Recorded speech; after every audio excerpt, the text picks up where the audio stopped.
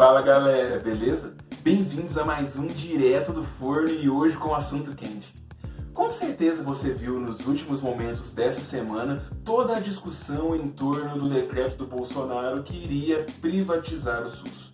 Muita gente entrou no debate, muitos filtros de defesa do SUS foram colocados, assim como muitas pessoas que criticam o SUS saíram da toca e deram a sua opinião. Mas afinal de contas, antes da gente debater sobre o SUS, você conhece a história do SUS? Sabe como era a história do Brasil antes do SUS? A história da saúde no Brasil, melhor dizendo? Então eu vou contar agora e aí você pode me dizer se a gente defende ou não o Sistema Único de Saúde. Mas antes, você já sabe, já dá aquele like no vídeo, se inscreve no canal e se gostou, compartilha com os amigos. As minhas redes sociais estão passando aqui para vocês seguirem, mas deixa de lenga-lenga, vamos logo pro vídeo. A gente pode falar da história da cura no Brasil de várias vertentes diferentes. Pode falar do saber indígena, das contribuições africanas, do conhecimento da Igreja Católica, dos conhecimentos europeus. O que importa é que houveram vários conhecimentos que disseminaram pela história do Brasil. A saúde sempre foi tratada, afinal de contas, é uma história cotidiana. Mas a saúde como política de Estado, a gente só pode falar a partir de 1930. Com a Revolução de 30 e com o governo Vargas assumindo o poder. E quem quiser saber dessa história um pouquinho mais, aqui nesse vídeo eu falo. Naquele momento, as ideias cobravam um Estado muito mais atuante. O Estado deveria intervir na sociedade, na economia, na política, justamente para garantir que crises sociais não acontecessem. Era para o Estado prover para os cidadãos, garantindo condições mínimas que já eram muito cobradas por vários movimentos civis nas décadas de 10 e 20. Dessa forma, nós teremos o primeiro ministério voltado para a saúde na história do Brasil, o Ministério para os Negócios da Educação e a Saúde Pública, que vai ser fundado em 1930 no primeiro governo Vargas. Conforme o tempo vai passando e o Vargas vai se tornando cada vez mais autoritário, temos o início do Estado Novo em 1937, nós teremos uma reformulação desse ministério. Agora seria o Ministério da Educação e da Saúde. Mas percebam, o Ministério da Saúde ainda não era independente. Não tinha um regimento próprio, não tinha um orçamento só para ele, não tinha uma estrutura só para ele. Ainda era compartilhado com o Ministério da Educação. E eu tenho que colocar aqui que não é porque a saúde virou política de Estado que a gente tem que entender que agora as pessoas vão ter saúde como direito básico. Não. Isso só vai acontecer a partir de 1988. Naquele momento, o Ministério da Saúde tinha um verniz muito mais voltado para as pessoas mais pobres, para as comunidades mais carentes, para tentar garantir saneamento básico, combater endemias, tipo o mosquito da Aedes aegypti, ou os ratos que passavam leptospirose ou peste bubônica, mas nessa lógica de assistência, não como um direito ou um dever do Estado. Se essa ajuda do Ministério da Saúde era para comunidades mais carentes, o que acontecia com quem não era nesse estado? Bom, a partir da década de 30, a gente também tem que analisar que o movimento urbano está mudando. As pessoas estão começando a ir para as cidades, o emprego está aumentando, a economia está ficando levemente mais pujante.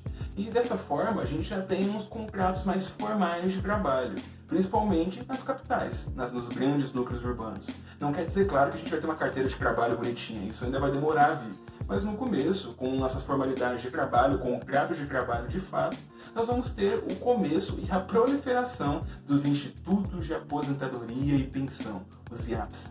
Porque ao mesmo tempo que você tinha um cuidado com a aposentadoria sua, as pessoas que eram formais conseguiam pagar essa aposentadoria, fazer esse fundo de pensão, ao mesmo tempo eles também faziam uma espécie de convênio com médicos que iam cuidar da sua família.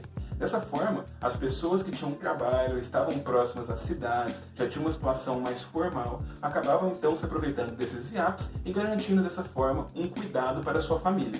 E quem não tinha nenhum nem outro, tinha que ir contratando médico, indo em casa. É aquela velha história que a gente está acostumado de você ir lá correr, chamar um médico para ver, fazer um parto de um bebê, para ver alguém que está morrendo, essas coisas que a gente vê muito na ficção. E essa situação vai continuar até 1953, quando a gente vai ter finalmente o Ministério da Saúde, separado, mais estruturado, mas ainda sem nem sombra de fazer a saúde ser um direito, ou muito menos de atender toda a população brasileira. O Ministério da Saúde, como eu disse, ainda mantinha essa posição de combater endemias e atender comunidades carentes. As pessoas que estavam em melhor condição, com contratos de trabalho, viviam de convênios, pagavam médicos particulares ou entravam nesses IAPs. Porém, a ditadura militar vem E em 1966 nós teremos o INPS, o Instituto Nacional da Previdência Social. A função dele era simples, ele ia unificar de forma estatal todos esses IAPs que eu falei para vocês, que existem de marinheiros, contadores, advogados, funcionários públicos, enfim, é uma grande quantidade de classes que tinham seus próprios institutos de aposentadorias e pensões, e o INPS vai unificar tudo, fazer como se fosse um grande consórcio, uma grande união classista, e todas as pessoas que podem contribuir para a Previdência iriam receber em volta um convênio médico. Então o INPS ele acaba atuando dessa maneira, unifica todas as classes, garante um financiamento muito maior do que se fosse cada classe financiando a si própria e dessa forma consegue até um desenvolvimento maior no sentido de atender essas pessoas. Claro, tem que pensar sempre que nesse momento quem está sendo atendido são as pessoas que têm condições de ter um trabalho formal, um trabalho fixo, manter essas mesmas desigualdades que são pessoas em regiões urbanas, não em rurais. Então percebam que a gente ainda tem muito disso. E é muito interessante a gente ver essa dinâmica, porque o INPS, principalmente nesse momento de 66, que é a sua fundação, até mais ou menos o percurso do milagre econômico, que começa lá por 68 e vai até 73, muitas pessoas têm lembranças boas. Muitas pessoas pensam que o atendimento médico era muito bom, que as coisas eram muito melhores, até porque você tinha um financiamento por causa do INPS para manter essas coisas, mas isso também gerava muita preocupação. Eu lembro muito bem da minha avó falando que se preocupava muito do meu avô ter um emprego, porque ela conseguiria dessa forma usufruir do INPS. Então você tinha muito dessa ansiedade. Com certeza você que está me assistindo deve ter alguns avós que lembram disso e passaram por essa ansiedade. Afinal de contas, se você perde o emprego, você não perde só o dinheiro, você perde também o direito ao convênio médico. E naquele momento do Brasil que a gente estava tendo, que a média de filhos era quase 5 por casal, estava toda aquela proliferação, aquele êxodo rural, a cidade se aglomerando, aumentando de forma desordenada, ninguém queria ficar sem convênio médico. Porém, vai vir o choque do petróleo de 1973, o governo brasileiro começa a ficar não tão bem das pernas fiscalmente e o próprio INPS estava tendo problemas de financiamento. Afinal de contas, o Brasil começou a ter um pouco de desemprego, as pessoas não estavam conseguindo financiar, afinal de contas, saúde é um negócio caro. E o que vai acontecer? Em 1975, a 5ª Conferência Nacional de Saúde vai criar o SNS, o Sistema Nacional de Saúde. Dessa forma, a gente vai ter todo um corpo institucionalizado que fala muito bem qual a função de cada autarquia e estatal do governo, e dessa forma a gente tem uma regulamentação muito maior das coisas. A gente entende que a Previdência Social vai ter um monte de características que vai facilitar a assistência individual dos contribuintes da Previdência, assim como a gente vai ter o Ministério da Saúde continuando essa política de combater endemias, mas agora numa atenção muito mais preventiva, evitando endemias, mas aquela coisa, não estava tão bem nas pernas da ditadura e também politicamente a gente tinha uma certa reticência sobre os avanços que a gente teria na área sanitária do Brasil. A própria Conferência Nacional de Saúde estava mudando o seu caráter. Antigamente, essas conferências eram feitas para serem burocráticas, reunirem médicos, verem os principais problemas de saúde do Brasil e colocar soluções na mesa. A partir dos anos 70, e principalmente a partir dessa 5ª, de 75, a gente vai começar a ter todo um campo progressista, que aí vai ser chamada o começo da reforma sanitária, esse movimento sanitário, que quer cada vez mais que o Estado garanta uma garantia de saúde para os seus cidadãos, que eles reconheçam a saúde como um direito coletivo e que as pessoas não precisem necessariamente contribuir para a Previdência para terem assistência individual. Todo mundo deveria ter assistência médica, independente da sua classe, independente da região onde mora, e isso que começou naquele momento dos anos 70. Fora que também esses setores que vão fazer esse movimento sanitário, essa reforma sanitária de caráter progressista, também estão regurgitando muitos relatórios de organizações mundiais, como a própria OMS, a nossa Organização Mundial da Saúde, e a OPAS, a Organização Pan-Americana de Saúde. Esse movimento sanitário vai começar a ficar cada vez mais forte no fim da década de 70, principalmente porque muitos pesquisadores de saúde coletiva e saúde pública vão se organizar em associações de pós-graduação ou em periódicos como Saúde em Debate, que foi fundamental para organizar esses debates no fim da década de 70, e a gente vai ter, com todo esse movimento, a criação do primeiro Simpósio de Política Nacional de Saúde em 79, lá na Câmara dos Deputados. Era um momento, gente, além de ser toda essa questão sanitária, palpite global, essas coisas, a gente também tem todo um movimento de abertura da ditadura. Então a gente está tendo avanços democráticos de cunho fortemente progressista, antiditatoriais, vão ser junto com movimentos sindicalistas, movimentos estudantis, movimentos pela abertura política, movimentos também que querem garantir que a saúde pública seja um direito. É um momento que, nesse simpósio, que vai se decidir sobre universalização da saúde, sobre integralização da saúde, sobre municípios e estados terem mais responsabilidade pela saúde dos seus cidadãos. Vamos ter também toda uma dinâmica sobre o papel democrático de como controlar a saúde, assim como coisas como o papel do mercado, o que seria saúde, como seria a melhor maneira de fazer uma transparência e um controle de sistemas de gestão de saúde. São vários pontos, várias discussões e nesse momento do Simpósio Nacional em 79, vamos ter todas essas discussões florescendo. A gente vai ter isso muito bem resumido na 8ª Conferência Nacional da Saúde em 1986. José Sarney já era presidente, a ditadura já tinha acabado, era um momento de transição, de fundação de um novo Estado, com uma nova Carta Magna, que seria a Constituição de 1988, e essa 8ª Conferência Nacional de Saúde coloca no papel, como política nacional, essas questões de saúde como direito, papel dos municípios, definir o orçamento, e isso vai ser fundamental para fazer as leis na Constituição que vão regular a saúde no Brasil. Dessa forma, com toda essa movimentação, a gente vai ter, em 88, a Constituição de 1988 garantindo a saúde como um direito coletivo lá no artigo 6º. E por que essa visão progressista vai se consolidar? Bom, como eu falei, a gente tem toda essa dinâmica da abertura política. Pesquisadores de saúde coletiva, médicos que vão se unir a deputados, principalmente de centro-esquerda e esquerda, e estarão lá colocando sua agenda que vai ganhar cada vez mais adesão, vai ganhar votos na Constituição até se tornar de fato o SUS como a gente conhece. Mas além disso, tem que falar que a crise econômica dos anos 80 veio feio no Brasil. A gente vai ter esse cenário de forte recessão no começo da década, aí vai começar a ter inflação, que vira uma hiperinflação, e o sistema previdenciário começa a ter problemas de financiamento. Não bastava o cara contribuir para o INPS e ser atendido.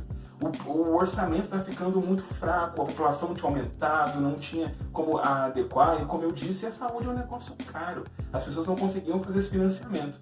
O INPS tinha criado até uma autarquia só para assistência médica, que era o INAMPS, que fazia de fato essa assistência médica dos previdenciários. Porém, mesmo ela não estava conseguindo mais atender de forma tão plena como nossos avós se lembravam.